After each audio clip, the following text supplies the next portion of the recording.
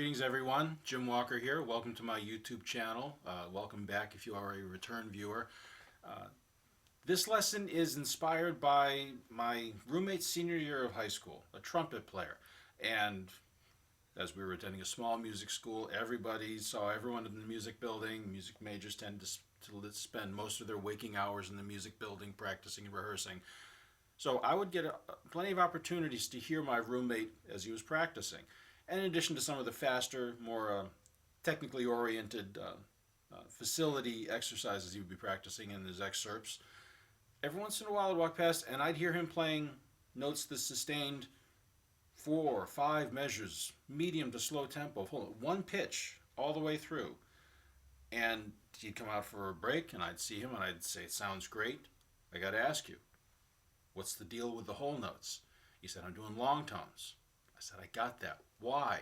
He said two things he was trying to accomplish with that. It was all about control of the instrument. Control, being able to maintain one consistent pitch for that length of time.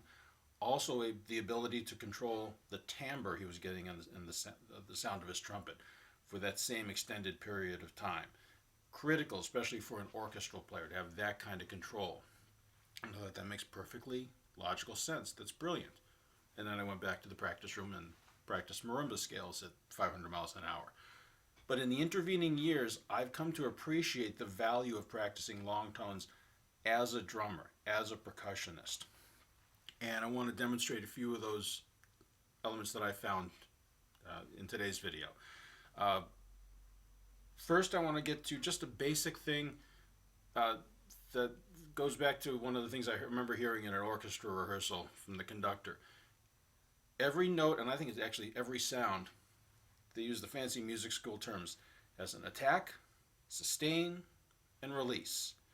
Put in plain English, beginning, middle, and end. It starts, it goes on for however long, and then it stops.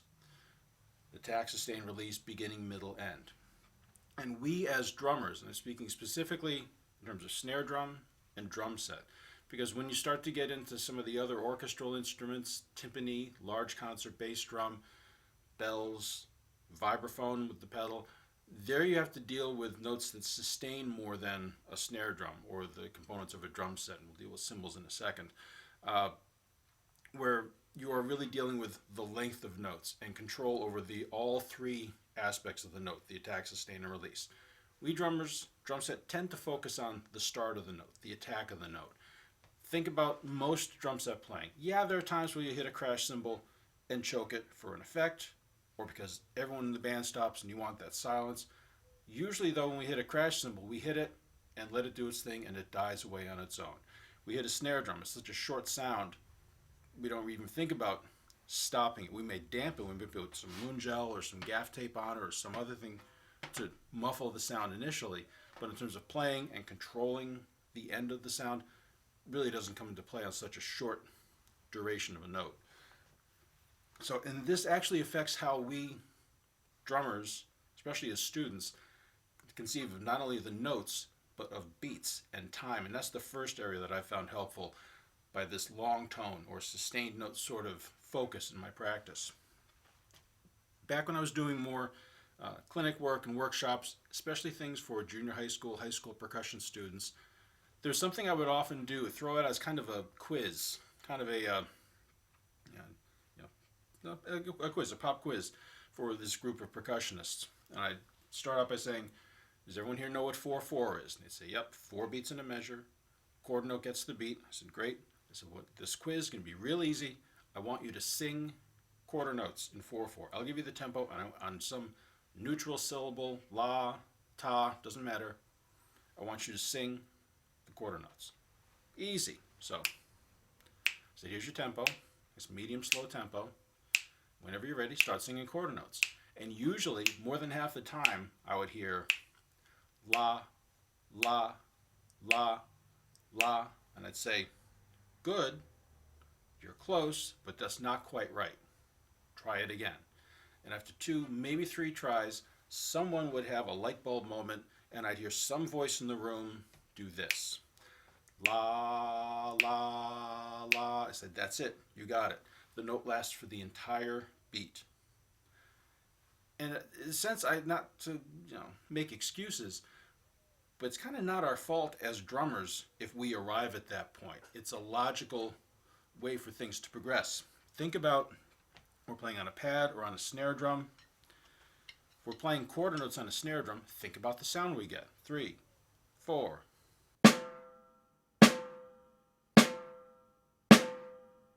Bop, bop, very short sound. If we are diligent in practice with a metronome, listen to the sound we get. My 40-year-old Dr. Beat here.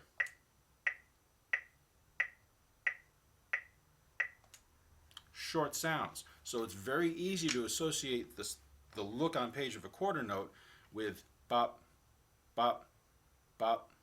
Now in terms of the playing on the snare drum, it's not an issue, but that can carry over to our concept of not only the note, but the beat itself. And if we're playing and we're thinking of the beat being bop, bop, bop, there's a lot of dead air from the end of what I'm speaking to the next time I come in. If we're playing, and there's a natural, especially at slower tempos, if there's a natural tendency to push forward, to rush, if our concept of the beat is that narrow, there's nothing to keep us from moving ahead. There's nothing to provide any sort of resistance against that. But if we're thinking of the entire value of the note, the entire value of the beat, bop, bop, I know, putting up with my singing here. But now we have a concept, there's something going on. There's something there. We're not just waiting for the next click. And if we have a sense that that first beat or first note is still going on, now there's something to offer a little bit of pushback before that next note comes in a little bit early. Is it a cure-all for time issues? No, but I think it helps. I think it's definitely a benefit. It's something that I've gained benefit from. So just like all of these videos, I'm not going to tell anyone else that they should do something, they should get benefit from something. I'm just going to share what's worked for me and hope that you'll give it a try and see if it works. So one thing I'll do with my students before we leave this topic of time, we'll be playing something on snare drum, and I'm going to post a graphic, notated music at the bottom of this video when I do post-production. I want to play that rhythm on the snare drum. It's going to be a mix of quarter notes, quarter rests, whole notes, and half notes. Just a short example, a couple of measures. And let me do it with the click here. 1, 2, 3, 4.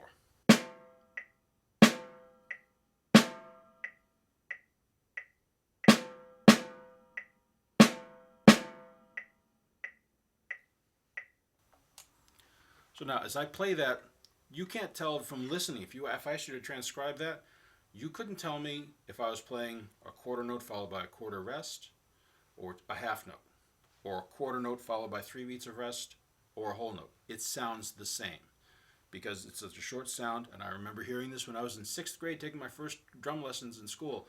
We got to a half note and I asked my teacher, what do I do? He says, just hit it on the beat and then just wait for 2 beats. Wait for the 2 beats to go by. I said, okay, didn't know any better. Fortunately, I was able to grasp the concept that this was 2 beats of sound. But again, you really don't hear the difference. And it offers a little bit of cognitive dissonance sometimes. You see this rhythm, quarter note, quarter rest, versus half note, and they sound the same, but they look different. There are some things in music that look different but sound the same. These are supposed to sound different. What I'll do to get that point across that a half note is different from a quarter note followed by a quarter rest, I'll have my students play a similar example. I'll go back to the first snare drum exercises, quarter notes and quarter rests, but have them play it on a cymbal. Even if they're not doing drum set yet, we'll go to a cymbal, and I'll say, when you see a note, strike the cymbal. If you see a rest, choke off the cymbal. So this does a couple of things. It gives us a sense of the sound sustaining for X number of beats, and also gives us something we are actively doing to mark the end, the release of the note. So now rather than just playing the attack, we're playing the attack, the sustain, and the release. We have all 3 elements in there, the beginning, middle, and end. That same example I just played on snare drum, playing it on the cymbal. 2, 3, 4.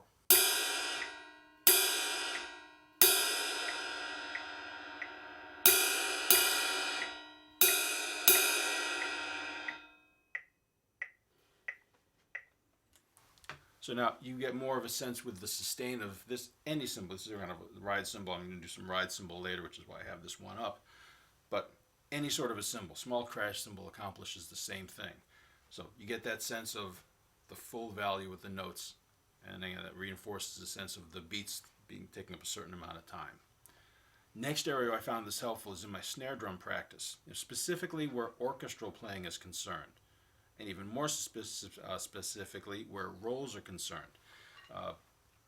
Just before the madness of 2020 hit and all our orchestra gigs vaporized, one of the last concerts I got to play with a local orchestra, the program included Capriccio Espagnol by Rimsky-Korsakov, and I was fortunate enough to be tasked with playing the snare drum part. A very fun snare drum part to play, but very challenging, especially at the beginning of the fourth movement. Those of you who know the piece, it starts out with a loud snare drum roll, you're accompanying a fanfare in the brass, dynamics come down and back up, then you come way down to dynamics, very soft level, and sustain that roll now behind the concertmaster, the first violinist, playing a cadenza. And I took a look on YouTube, took a listen, and checked out a number of different recordings of this. New York Philharmonic, Berlin, Mariinsky Orchestra with Valery Gergiev, just to see how long it took in all these different recordings, from the start of the roll to the end. How long do we have to sustain this roll? Most of it, over half of it, at a very soft dynamic level. It was around a minute, 55, 56 seconds. The longest was a nice leisurely 1 minute, 6 seconds. So somewhere in that ballpark, which doesn't sound like much on paper, but try, if you've never practiced this, try playing a roll, especially a quiet roll, uninterrupted for a minute, with no bumps, no breaks, no accents, just being able to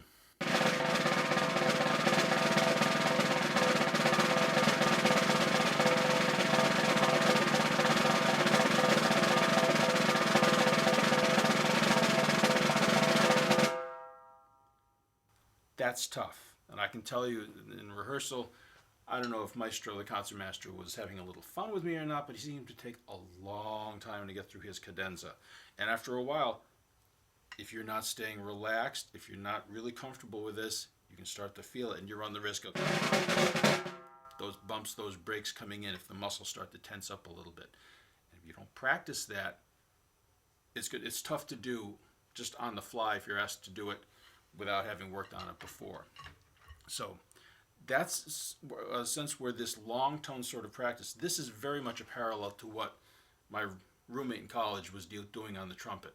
Being able to sustain something for a long period of time with a consistent sound, consistent dynamic range. So, and even if you don't have eyes on being an orchestra player, doing any sort of symphony or classical work, it just develops control of the instrument. And even if you're not playing a role that's long, you have more control, you have a bigger toolbox or a more specific toolbox to work with. So I definitely recommend that, practicing your rolls, not only different speeds, different volume levels, different speeds, of course, referring to double stroke rolls, but maintaining a roll for an extended period of time. Make that a part of your practice routine. Third area I want to get to is tone quality. Dealt with it a little bit in terms of the consistency of the roll, but I want to get to the ride cymbal specifically. There's a cliche, but like so many cliches, there's truth buried within it. You hear this a lot from guitarists. The sound is in the hands.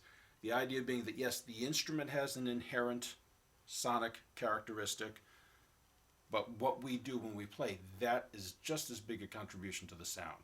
And I was taking a look, because I want to do a video that focuses in greater detail on this idea of developing our own sound from the player's side of the stick versus the instrument.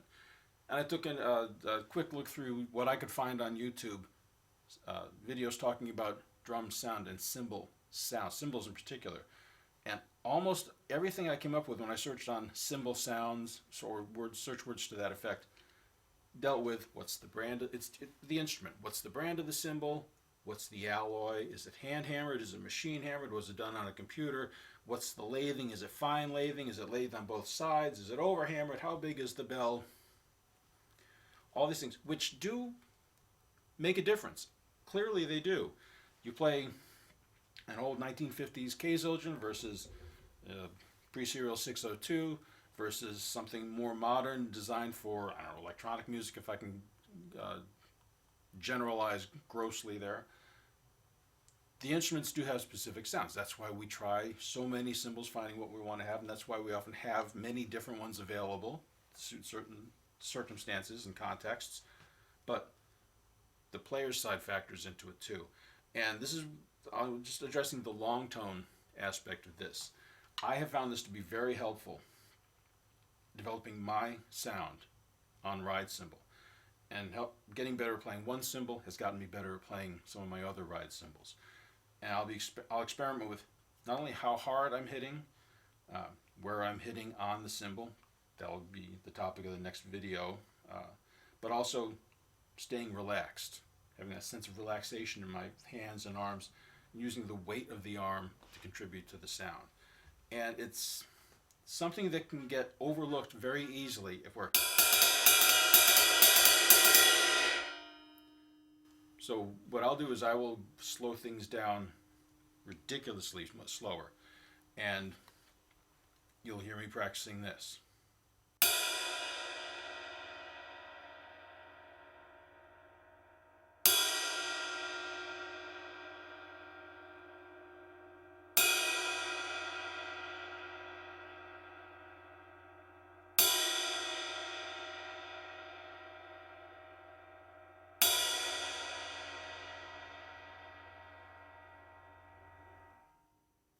And as I'm playing, this gives me time to really listen to the note I've just played.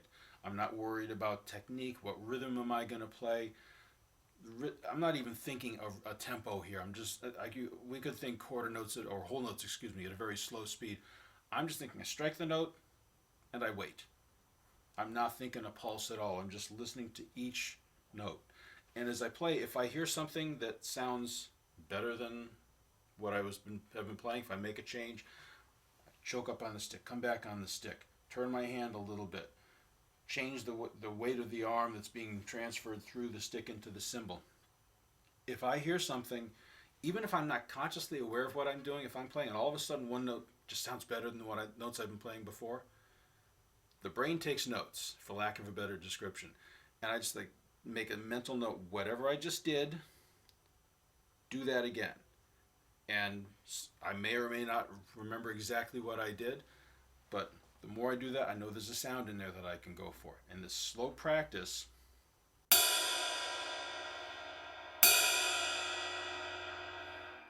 carries over in a general improvement of my sound when I...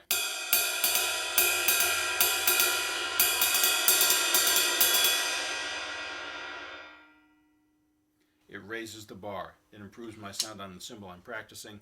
And I found that when I switch to a different ride cymbal, all of a sudden, if I've been practicing this way on cymbal A, then it sounds better when I switch to cymbal B. Just my skills have improved. My sound has improved. So, long tone practice. Yeah, we still got to work on facility and playing fast and moving around the drum set. But this sort of long tone practice can help with our sense of time. It can help with our endurance when we're playing, specifically things like rolls in an orchestral context, and it can help with our general sound quality when we're playing. I've also noticed that if I get my cymbal sound better, that not only carries over to other cymbals, carries over to drums as well. So, while we wait for the car to drive past, and we'll see if my high pass filter will get rid of that, I'll wrap that up. Thanks for checking this out. I hope I've given you some things to consider, some food for thought. Give some of this stuff a try. If you've had some success with this, please feel free to leave a mention in the comments. The comment section will be open. Thanks again for your time and attention. Have a good day.